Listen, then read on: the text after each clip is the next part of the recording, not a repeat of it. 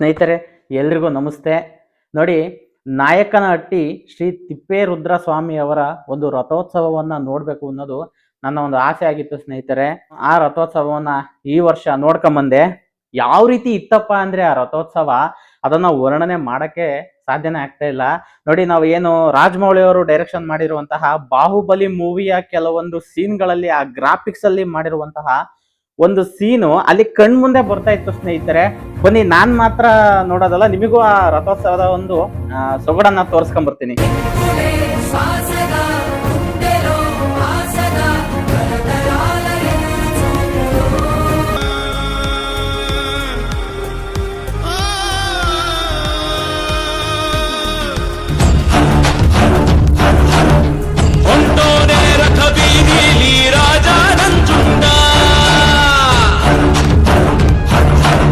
ನೋಡಿದ್ರಲ್ಲ ಸ್ನೇಹಿತರೆ, ಈ ರೀತಿಯಾಗಿತ್ತು ಆ ಬ್ರಹ್ಮ ರಥೋತ್ಸವ. ಎಷ್ಟು ಜನ ಸೇರಿದ್ರು ಅಂದ್ರೆ ಸ್ನೇಹಿತರೆ, ಲಕ್ಷಾಂತರ ಜನಗಳು ಸೇರಿದ್ರು. ಎಲ್ಲಿ ನೋಡಿದ್ರು ಜನ, ಯಾವ ಕಡೆ ತಿರುಗಿದ್ರು ಜನ. ಅಷ್ಟೊಂದು ಜನಗಳಿಗೂ ಕೂಡ ಎಷ್ಟು ಮಜ್ಜಿಗೆಯನ್ನ ಒಂದು ಉಚಿತವಾಗಿ ವಿತರಣೆ ಮಾಡ್ತಾ ಇದ್ರು, ಮತ್ತೆ ಜ್ಯೂಸ್ಗಳನ್ನ ಕೊಡ್ತಾ ಇದ್ರು ಅಂದ್ರೆ ಆ ದಾನಿಗಳಿಗೆ ನಾವು ಕೈ ಮುಗಿತೀವಿ ಸ್ನೇಹಿತರೆ. ಯಾಕಂದ್ರೆ ಅಷ್ಟೊಂದು ಜನಕ್ಕೆ ದಾನ ಕೊಡೋದು ಅಂದ್ರೆ ಸುಮ್ಮನೆ ಅಲ್ಲ, ಉತ್ತಮವಾದ ವ್ಯವಸ್ಥೆಯನ್ನ ಮಾಡಿದ್ರು. ನೋಡಿ, ನಾವು ನಾಯಕನಹಟ್ಟಿಗೆ ಎಂಟ್ರಿ ಆಗ್ತಿದ್ದಂಗೆ ಸ್ನೇಹಿತರೆ ದೊಡ್ಡದಾಗಿ ಹೊಗೆ ಕಾಣಿಸ್ತಾ ಇತ್ತು, ಹೊಗೆ ಬರ್ತಾ ಇತ್ತು. ಇದೇನಪ್ಪ ಇಷ್ಟೊಂದು ಹೊಗೆ ಬರ್ತಾ ಇದೆಯಲ್ಲ ಅಂತೇಳಿ ಅಲ್ಲಿಂದನೂ ಹಂಗೆ ಅಬ್ಸರ್ವ್ ಮಾಡ್ಕೊಂಡು ದೇವಸ್ಥಾನದ ಹತ್ರಕ್ಕೆ ಹೋದ್ರೆ ಸ್ನೇಹಿತರೆ, ಅಲ್ಲಿ ಕೊಬ್ಬರಿಯನ್ನ ಸುಡ್ತಾ ಇದಾರೆ.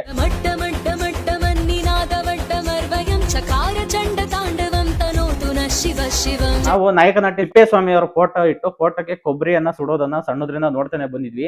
ಆ ಒಂದು ದೊಡ್ಡ ಪ್ರಮಾಣದ ಕೊಬ್ಬರಿ ಸುಡೋದನ್ನ ನಾನು ಇವತ್ತೇ ಫಸ್ಟ್ ಸ್ನೇಹಿತರೆ ನೋಡಿದ್ದು. ನೋಡಿ, ವಿಶೇಷ ಏನಂದ್ರೆ ತಿಪ್ಪೇರುದ್ರ ಸ್ವಾಮಿ ಅವರಿಗೆ ಸುಟ್ಟ ಕೊಬ್ಬರಿ ಅಂದ್ರೆ ಅವರಿಗೆ ತುಂಬಾ ತೃಪ್ತಿಯಾದ, ಅಂದ್ರೆ ತುಂಬಾ ಇಷ್ಟವಾದ ಆಹಾರವಾಗಿ ಅವರು ಸೇವನೆ ಮಾಡ್ತಾ ಇದ್ರಂತೆ ಭಕ್ತಾದಿಗಳು. ಹಾಗಾಗಿ ಕೊಬ್ಬರಿಯನ್ನು ಸುಡುವ ಮುಖಾಂತರ ಆ ಒಂದು ನಾಯಕನಹಟ್ಟಿ ತಿಪ್ಪೇರುದ್ರ ಸ್ವಾಮಿಯ ಪ್ರೀತಿಗೆ ಪಾತ್ರರಾಗ್ತಾರೆ. ನೋಡಿ, ತಿಪ್ಪೇರುದ್ರ ಸ್ವಾಮಿ ಅಂತ ಅವರಿಗೆ ಹೆಸರು ಯಾಕೆ ಬಂತಪ್ಪ ಅಂದ್ರೆ ಸ್ನೇಹಿತರೆ, ನೋಡಿ, ಅವರ ಮೂಲ ಹೆಸರು ರುದ್ರಸ್ವಾಮಿ ಅಂತ. ಅವರಿಗೆ ತಿಪ್ಪೇರುದ್ರ ಸ್ವಾಮಿ ಅಂತ ಒಂದು ಹೆಸರು ಬಂದಿರುವ ಹಿನ್ನೆಲೆ ಒಂದು ಕಥೆ ಇದೆ ಸ್ನೇಹಿತರೆ.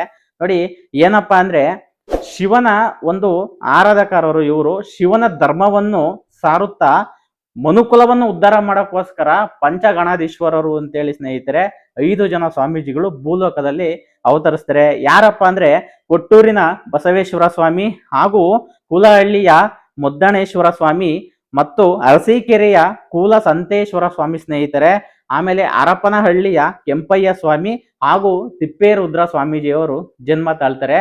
ನೋಡಿ, ತಿಪ್ಪೇರುದ್ರ ಸ್ವಾಮಿ ಅವರು ಏನಕ್ಕೆ ಈ ತರ ಒಂದು ಹೆಸರನ್ನ ತಗೊಂಡಿದ್ದು ಅಂದ್ರೆ, ನೋಡಿ, ತಿಪ್ಪೆ ಮೇಲೆ ಕುಳಿತುಕೊಂಡು ಧ್ಯಾನವನ್ನ ಮಾಡ್ತಾ ಇದ್ರಂತೆ. ಆ ತಪಸ್ಸನ್ನ ಮಾಡ್ತಾ ಇರುವಾಗ ಜನರೆಲ್ಲ ನೋಡ್ತಾ ಇದ್ರಂತೆ, ಏನು ಈ ಸ್ವಾಮೀಜಿಗಳು ಇಷ್ಟೋ ದಿನಗಳ ಕಾಲ ತಿಪ್ಪೆ ಮೇಲೆ ಕುತ್ಕೊಂಡು ತಪಸ್ ಮಾಡ್ತಿದಾರಲ್ಲ ಅಂತೇಳಿ. ಕಾಲಾನುಕ್ರಮೇಣವಾಗಿ ನೋಡಿ, ಹರಪನಹಳ್ಳಿಯ ಕೆಂಪಯ್ಯ ಸ್ವಾಮಿಯವರು ಅವರು ತಮ್ಮ ಒಂದು ಭೂಲೋಕದಲ್ಲಿ ಜನನ ಆದ್ಮೇಲೆ ಅವ್ರು ಏನು ಕೊಟ್ಟಿದ್ದೀನಿ ಅನ್ನೋದನ್ನೇ ಮರ್ತಿದ್ರಂತೆ. ಅವರು ತಮ್ಮ ಜೀವನದಲ್ಲಿ ತೊಡಗಿರುವಾಗ ಅವರಿಗೆ ಒಂದು ಅರ್ಥ ಮಾಡಿಸ್ಬೇಕು ಅನ್ನೋ ಉದ್ದೇಶದಿಂದ ರುದ್ರಸ್ವಾಮಿಗಳು ತಿಪ್ಪೆ ಮೇಲೆ ಕುತ್ಕೊಂಡು ತಪಸ್ ಮಾಡ್ತಾ ಇರುವಾಗ ಅವ್ರು ಬಂದು ಕೇಳಿದ್ರಂತೆ, ಯಾಕೆ ಹಿಂಗ್ ತಿಪ್ಪೆ ಮೇಲೆ ಕುತ್ಕೊಂಡು ತಪಸ್ ಮಾಡ್ತಾ ಇದ್ದೀರಾ ಅಂತೇಳಿ. ಆಗ ಕೆಂಪಯ್ಯ ಸ್ವಾಮಿ ಅವರಿಗೆ ತಿಳುವಳಿಕೆ ಆಗುವ ರೀತಿಯಲ್ಲಿ ಸ್ನೇಹಿತರೆ ಹೇಳಿದ್ರಂತೆ, ಶಿವ ಭಕ್ತರು ಎಲ್ಲಿಯೇ ಕುಳಿತು ತಪಸ್ ಮಾಡಿದ್ರೆ ನಮ್ಮ ಪಂಚೇಂದ್ರಿಯಗಳು ಯಾವುದೇ ಒಂದು ಕಲ್ಮಶ ವಾಸನೆಗಳನ್ನ ಗ್ರಹಿಸೋಲ್ಲ. ಶಿವ ಭಕ್ತಿಗೆ ಯಾವ ಜಾಗನೂ ಬೇಕಾಗಿಲ್ಲ, ಎಲ್ಲಿಯಾದ್ರೂ ಧ್ಯಾನ ಮಾಡ್ಬೋದು, ನಾವು ಎಲ್ಲಾದ್ರೂ ಶಿವನನ್ನ ನೆನೆಸ್ಬೋದು ಅನ್ನೋ ಕಾರಣಕ್ಕೆ ಸ್ನೇಹಿತರೆ ತಿಪ್ಪೆ ಮೇಲೂ ಕೂತು ಶಿವನ ಒಂದು ಸಾಕ್ಷಾತ್ಕಾರವನ್ನ ಗಳಿಸ್ಕೊಂತಾರಂತೆ. ಹಾಗಾಗಿ ಇವರಿಗೆ ತಿಪ್ಪೇರುದ್ರ ಸ್ವಾಮಿ ಅಂತ ಹೆಸರು ಬರುತ್ತೆ. ಅಲ್ಲಿಂದ ಕೆಂಪಯ್ಯ ಸ್ವಾಮಿ ಅವರಿಗೆ ಗೊತ್ತಾಗುತ್ತೆ ನಾನು ಯಾರು, ಯಾಕೆ ಹುಟ್ಟಿದ್ದೀನಿ ಅಂತ. ಅಲ್ಲಿಂದ ಹೋಗಿ ಹರಪನಹಳ್ಳಿಯಲ್ಲಿ ತಮ್ಮ ಪವಾಡವನ್ನ ತೋರಿಸ್ತಾರೆ. ನೋಡಿ, ತಿಪ್ಪೇರುದ್ರ ಸ್ವಾಮಿ ಅವರನ್ನ ಪವಾಡ ಪುರುಷ ಅಂತಾನೆ ಕರೀತಾರೆ ಸ್ನೇಹಿತರೆ. ಯಾಕಂದ್ರೆ ಅವರ ಪವಾಡಗಳನ್ನ ನಾವು ಕೇಳ್ತಾನೆ ಬಂದಿದೀವಿ. ಒಂದು ಗ್ರಾಮದಲ್ಲಿ ಒಂದು ಎಮ್ಮೆ ಸತ್ತೋಗ್ಬಿಟ್ಟಿರುತ್ತಂತೆ. ಆ ಎಮ್ಮೆ ಆ ಒಂದು ಗ್ರಾಮದ ಗ್ರಾಮಸ್ಥರ ಜೀವನಾಧಾರ, ಒಂದು ಮನೆಯ ಕುಟುಂಬದ ಜೀವನಾಧಾರ ಆಗಿತ್ತಂತೆ. ಅದರ ಹಾಲಿನಿಂದ ಬಂದಿರೋ ದುಡ್ಡಲ್ಲೇ ಜೀವನ ಮಾಡ್ತಾ ಇದ್ರಂತೆ. ಇಂಥ ಒಂದು ಸಂದರ್ಭದಲ್ಲಿ ಅವರು ತುಂಬಾ ಗೋಳಿಡ್ತಿದ್ರಂತೆ ಸ್ನೇಹಿತರೆ, ಕುಟುಂಬಕ್ಕೆ ಕಷ್ಟ ಆಗುತ್ತಿದೆ ಇನ್ಮೇಲಿಂದ ಅಂತೇಳಿ. ಅದನ್ನು ಅರಿತ ತಿಪ್ಪೇರುದ್ರ ಸ್ವಾಮಿಗಳು ಆ ಎಮ್ಮೆಯನ್ನ ತಮ್ಮ ಬೆತ್ತದಿಂದ ಮಂತ್ರಿಸಿ ಅದನ್ನು ಮುಟ್ಟಿದಾಗ ಆ ಎಮ್ಮೆ ಮತ್ತೆ ಜೀವ ಬರುತ್ತಂತೆ. ಮತ್ತೆ ಅದೇ ಜಾಗದಲ್ಲಿ ಹಾಲು ಕರೀತಾರಂತೆ. ಇಂಥ ಒಂದು ಪವಾಡವನ್ನು ಮಾಡಿದ್ದಾರೆ ಸ್ನೇಹಿತರೆ. ಅದಲ್ಲದೆ ಮತ್ತೊಂದು ಗ್ರಾಮದಲ್ಲಿ ನಿವಾಸಿಗಳು ತುಂಬಾ ಕಷ್ಟದಿಂದ ಜೀವನ ಮಾಡ್ತಿದ್ರಂತೆ. ಅವರು ತುಂಬಾ ಕಷ್ಟದಿಂದ ಜೀವನ ಮಾಡ್ತಿದ್ರಂತೆ. ಅಷ್ಟೇ ಶಿವನ ಒಂದು ಪ್ರಿಯ ಭಕ್ತರಾಗಿದ್ರಂತೆ. ಅವರ ಒಂದು ಉದ್ಧಾರ ಮಾಡ್ಬೇಕು ಅಂತೇಳಿ ಅವರಿಗೆ ಒಂದು ಜೋಳ ಮತ್ತೆ ಗೋಧಿ ಅಕ್ಕಿಗಳನ್ನ ದವಸ ಧಾನ್ಯಗಳನ್ನ ಇಡುವಂತ ಒಂದು ಪಂಥವನ್ನ ಕೊಟ್ರಂತೆ. ಅದ್ರ ಕೆಳಗಡೆ ಒಂದು ತೂತು ಮಾಡಿ ಕೊಟ್ರಂತೆ. ನೀವು ಇದರಲ್ಲಿ ಯಾವ ಧಾನ್ಯವನ್ನಾದ್ರೂ ಕೇಳಿ ಅದು ನಿಮಗೆ ಕೊಡುತ್ತೆ ಅಂತೇಳಿ ಆ ರೀತಿಯಾದ ಒಂದು ಉಪದೇಶ ಮಾಡಿ ಆ ಪಂಥವನ್ನ ಕೊಟ್ಟಿದ್ರಂತೆ ಸ್ನೇಹಿತರೆ. ಪಂಚಪಾತ್ರೆ ಆಗುತ್ತೆ ಇದು ಅಂತೇಳಿ. ಹಾಗಾಗಿ ಅದನ್ನ ಒಂದು ಉಪಯೋಗವನ್ನ ಡೈಲಿ ಪಡ್ಕೊಂತಿರ್ತಾರಂತೆ. ಅದನ್ನ ಯಾವತ್ತು ತೆಗೆದು ನೋಡ್ಬೇಡಿ, ಬಿಚ್ಚಿ ನೋಡ್ಬೇಡಿ ಅದನ್ನ ಅಂತ ಹೇಳಿರ್ತಾರಂತೆ. ಆದ್ರೆ ಮನೆಯ ಒಡತಿ ಒಬ್ಳಿಗೆ ತುಂಬಾ ಅದರೊಳಗೆ ಏನಿದೆ ತಿಳ್ಕೋಬೇಕು ಅನ್ನೋ ಕುತೂಹಲದಿಂದ ಸ್ವಲ್ಪ ದಿನಗಳ ನಂತರ ತೆಗೆದು ಬಿಡ್ತಾಳಂತೆ. ಅವತ್ತಿಂದ ಸ್ನೇಹಿತರೆ ಅದು ಭಿಕ್ಷೆ ಕೊಡೋದನ್ನೇ ಬಿಟ್ಬಿಡುತ್ತಂತೆ. ನೋಡಿ, ಈ ತರ ಒಂದು ಪವಾಡಗಳನ್ನು ಕೂಡ ಅವರು ಮಾಡಿದರೆ. ಅವರ ದೇವಸ್ಥಾನದ ಮುಂದೆ ಬರ್ದಿದ್ದಾರೆ ನೋಡಿ, ಮಾಡಿದಷ್ಟು ನೀಡು ಭಿಕ್ಷೆ ಅಂತ. ಇದಕ್ಕೂ ಒಂದು ಪುರಾಣದ ಹಿನ್ನೆಲೆಯಲ್ಲಿ ಒಂದು ದಂತಕಥೆ ಇದೆ. ಆಗಿನ ಕಾಲದಲ್ಲಿ ಜನಗಳಿಗೆ ಉದ್ಧಾರ ಮಾಡಬೇಕು, ಕುಡಿಯ ನೀರಿನ ವ್ಯವಸ್ಥೆ ಆಗ್ಬೇಕು, ಹೊಲ ಗದ್ದೆಗಳಿಗೆ ನೀರಿನ ವ್ಯವಸ್ಥೆ ಬೇಕು ಅಂತೇಳಿ ಒಂದು ಕೆರೆ ಕಟ್ಟುವಂತ ಕಾರ್ಯಕ್ರಮದಲ್ಲಿ ಕೈಗೊಂಡಿರ್ತಾರಂತೆ. ಆದ್ರೆ ಕೆಲಸ ಮಾಡಿರೋರಿಗೆಲ್ಲ ಕೂಲಿ ಕೊಡ್ಬೇಕಲ್ಲ, ಅವರೆಲ್ಲ ಕೂಲಿ ಯಾರು ಕೊಡ್ತಾರೆ ಅಂತೇಳಿ ಚಿಂತೆ ಮಾಡ್ತಿರ್ತಾರಂತೆ ಸ್ನೇಹಿತರೆ. ಆಗ ತಿಪ್ಪೇರುದ್ರ ಸ್ವಾಮಿಗಳು ಹೇಳ್ತಾರಂತೆ, ನಿಮ್ಮ ಮುಂದೆ ಇರುವ ಮಣ್ಣುಗಳನ್ನ ಗುಡ್ಡೆ ಮಾಡಿ ಅಂತ ಹೇಳ್ತಾರಂತೆ.